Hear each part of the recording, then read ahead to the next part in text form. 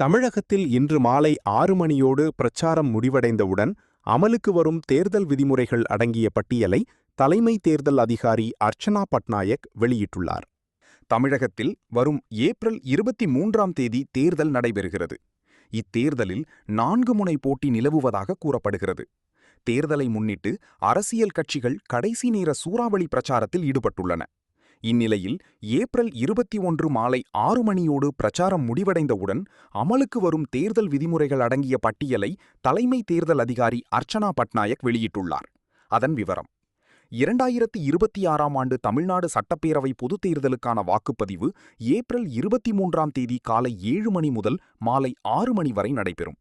April 21ஆம் தேதி மாலை 6 மணி முதல் வாக்குப்பதிவு முடிவடையும் வரையில் 1951ஆம் ஆண்டு மக்கள் பிரதிநிதித்துவ சட்டப்பிரிவு 126இன் கீழ் பின்வரும் விதிமுறைகள் செயலில் இருக்கும்.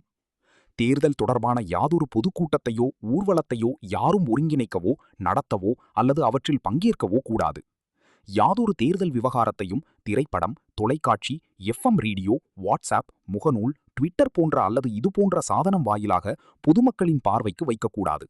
குறுஞ்செய்தி மற்றும் இணையம் உட்பட அனைத்து மின்னணு வடிவிலான தகவல் தொடர்பையும் இது உள்ளடக்கும். பொதுமக்களில் எந்த ஒரு நபரையும் ஈர்க்கிற வகையில் யாதொரு இசை நிகழ்ச்சி அல்லது யாதொரு திரையரங்க செயல்பாடு அல்லது எவ்வித ஏதேனும் பிற கேளிக்கை அல்லது பொழுதுபோக்கு நிகழ்ச்சியை நடத்த அல்லது ஏற்பாடு செய்வதன் மூலம் அங்குள்ள பொதுமக்களிடம் யாதொரு தேர்தல் விவகாரத்தையும் யாதொரு நபரும் பரப்புரை செய்யக்கூடாது.